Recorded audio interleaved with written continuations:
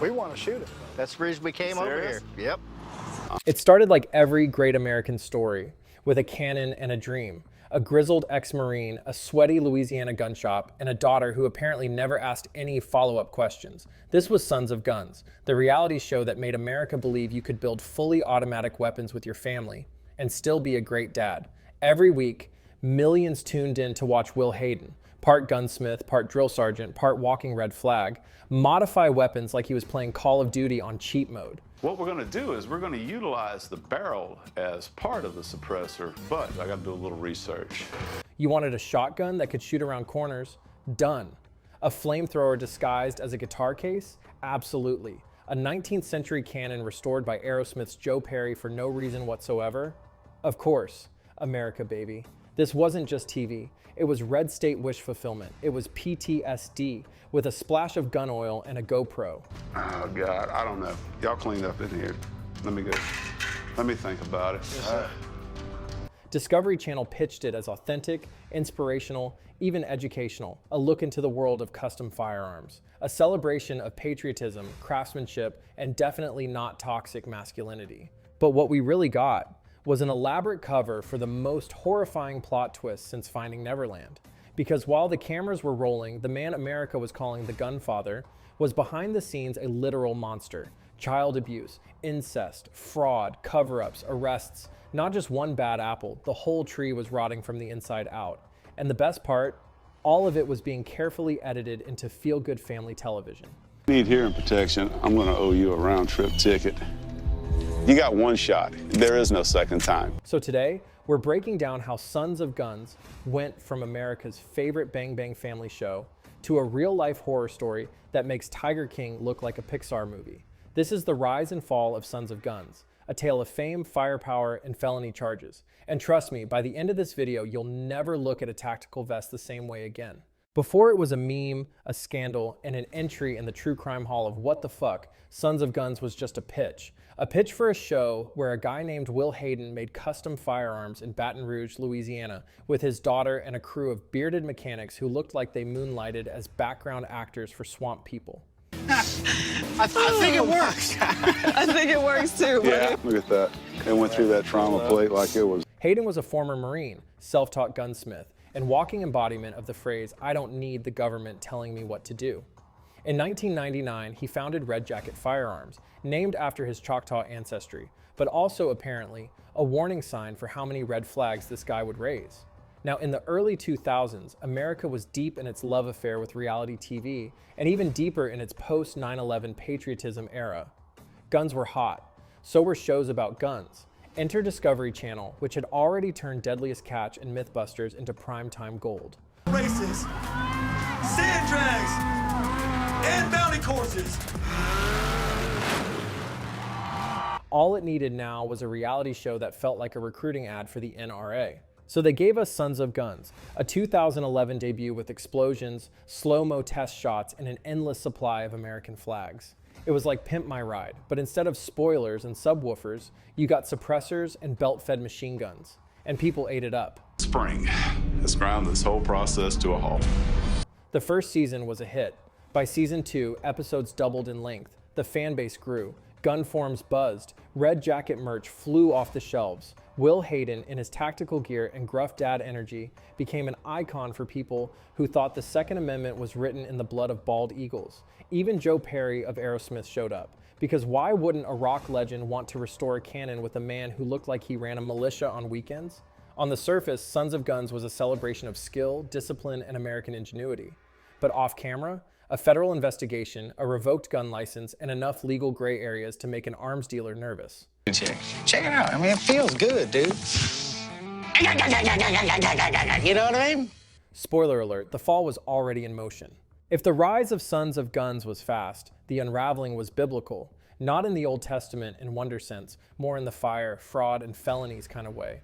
And while the fall might look sudden in hindsight, the warning signs were there from the beginning, like an unattended grenade rolling across the workshop floor. Select fire capability right here from semi to full. Well, this thing looks mean, but how will it fire? Let's rewind. Before a single episode hit the airwaves, Red Jacket Firearms was already on the federal radar. In 2009, the Bureau of Alcohol, Tobacco, Firearms, and Explosives, aka the Fun Police, discovered that Red Jacket couldn't account for 10 registered firearm components.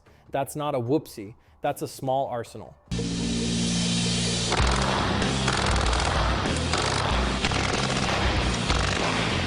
The result? Will and daughter Stephanie had to surrender their federal firearms licenses. Red Jacket was legally forbidden from operating, so naturally, Will found a loophole and created Red Jacket Firearms LLC, putting someone else's name on the paperwork. Problem solved. Unless you're a person who believes that people selling weapons of war should maybe not treat federal law like it's a TikTok trend, fast forward to September 2011. A staffer from the Sons of Guns production crew parks a rental truck filled with automatic weapons and pyrotechnics outside DFW Airport on the anniversary of 9/11. Because when you're doing a reality show about guns, you might as well go full Homeland Security nightmare scenario. The terminal was evacuated. The FBI showed up. People panicked. The excuse? He was just waiting to pick up a colleague with a trunk full of explosives. You know, as one does. Even that didn't tank the show. While most viewers still saw Will Hayden as a tough but fair ex-Marine, insiders were starting to get a different picture. Former employees described him as aggressive, paranoid, and controlling. Colleagues who once praised his discipline later said that working with him felt more like surviving him. I'm all for it. Well, you want to make sure it works before you bring it into the shop. Exactly. Absolutely, You know, test it out. He allegedly threatened staff, dominated his daughter behind the scenes, and ruled the workshop like a dictator with a gun fetish. But hey, ratings, baby. And then came 2014. In August of that year, everything imploded faster than a homemade pipe bomb. Will Hayden was arrested for molestation of a juvenile and aggravated crimes against nature. Translation, unthinkably vile crimes against a child. If that wasn't horrifying enough, it got worse. The victim, his own 11-year-old daughter. Weeks later, more women came forward. Family members, former associates. The pattern was unmistakable. Will Hayden wasn't just a bad boss, yet he was a predator hiding in plain sight. Suddenly, that whole patriotic TV dad image didn't look so charming. He looked like exactly what he was, a monster in camo.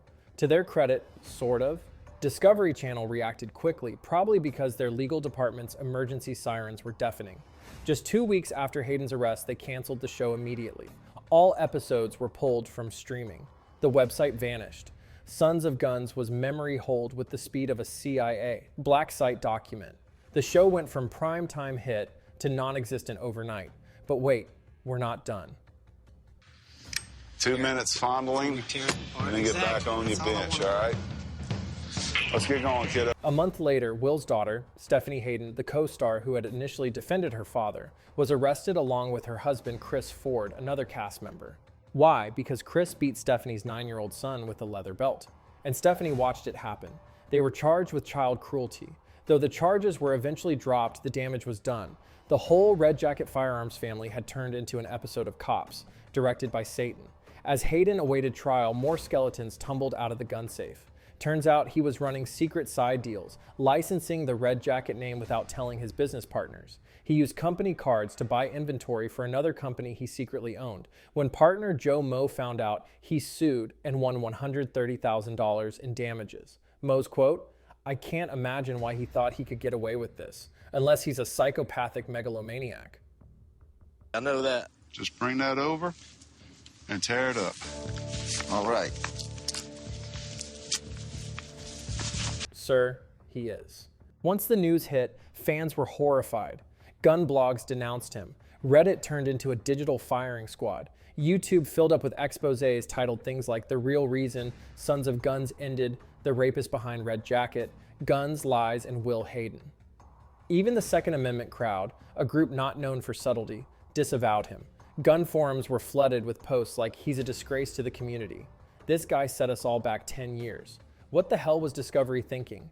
Answer, they weren't. No, really. In 2015, a Mardi Gras float in Baton Rouge featured Stephanie Hayden's photo and made jokes about her abuse, designed by off-duty cops. Yes, this story has a subplot where the police made a carnival float mocking a child rape survivor.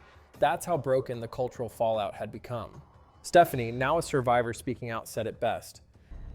Because I know that for one, my sister needs me. She needs someone that can speak for her. This sends a message to victims everywhere that they won't be believed, they'll be laughed at. By the time the dust settled, Hayden had been sentenced to 3 life sentences plus 50 years. No parole, no freedom, just a maximum security cell in Angola, Louisiana, where he'll rot for the rest of his life. Red Jacket Firearms? Gone.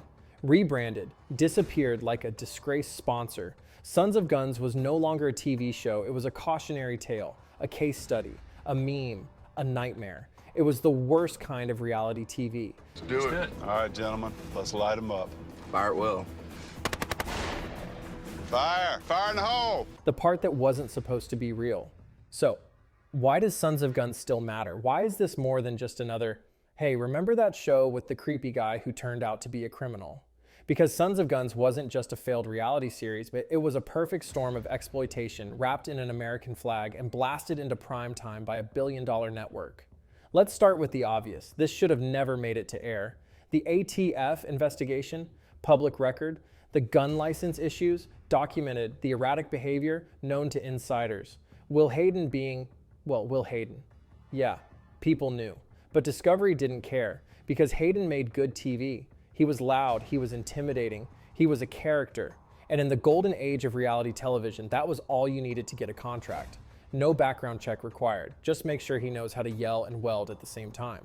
If the Beta Mag started having feed problems, this was really all on me. You know, And here's the darker truth. Sons of Guns was always built on a lie. The wholesome family image, fabricated. The mentor with a heart of gold, manufactured. It was a fantasy, one edited into existence, episode by people who probably saw the cracks and looked the other way. This wasn't just a failure of one man. It was a systemic failure of ethics, oversight, and corporate responsibility. A production company cashed in on chaos. A network ignored the red flags. And audiences were sold a myth that this was a story of American values, when in reality, it was a story of unchecked ego, abuse, and manipulation. And here's what makes it worse. Sons of Guns still exists, not officially. The show is scrubbed from streaming, but on YouTube, Reddit, TikTok, it's still being repackaged, reposted, even defended by diehard fans who just miss the guns. It's the legacy that lingers. The idea that you can wrap monstrosity in patriotism and call it entertainment. Will Hayden is gone. Good job, man. But the system that enabled him, still very much alive, still casting shows, still chasing ratings, still crossing lines, and still pretending that it's just reality. Sons of Guns could have been a very different story. It could have been about redemption, about a veteran building something meaningful with his hands instead of tearing people down with them. It could have been a portrait of grit, legacy, and craftsmanship, a rare moment where television captured real skill, not just spectacle. But instead, it became a cautionary tale dressed up as entertainment. A fantasy sold to millions, one where a man in tactical gear was mistaken for a role model, and a reality show edited the horror right out of reality. The tragedy isn't just what Will Hayden did behind closed doors, it's that so many people, networks, producers, even viewers, helped build the pedestal he stood on. We turned a walking red flag into a primetime patriot because it made for good TV. And when the truth came out, we acted surprised, like we hadn't seen the cracks all along. The revoked licenses, the violent temper, the cult leader energy disguised as leadership. Sister, by 1981, I was walking across the country. 95, loaded. It was all there, hidden in plain sight, underneath the welding sparks and flag waving. In the end, Sons of Guns wasn't a story about guns. It was a story about how easily we confuse charisma for character, how systems will overlook abuse if the ratings are high enough, and how a man can build a whole career and a whole myth as long as nobody checks what's loaded in the chamber. Will Hayden will spend the rest of his life behind bars, right where he belongs. But the system that enabled him, the one that packaged real danger as relatable television, that's still out here, still casting shows, still choosing spectacle over scrutiny. So the next time a network sells you another gritty, real American hero, ask yourself, who's holding the camera, who's signing the checks, and who's making sure the guy behind the workbench isn't also a walking lawsuit waiting to happen. If you like this video, do what Will Hayden never did. Take responsibility. Hit like, subscribe, and maybe don't turn your trauma into a cable series. And if there's another cursed reality show you want us to dissect, drop it in the comments, unless it's The Masked Singer, in which case, seek therapy. Subscribe for more deep dives into the shows that made us cheer, cringe, and occasionally Google, was that even legal? And remember, just because it was on TV doesn't mean it should have been.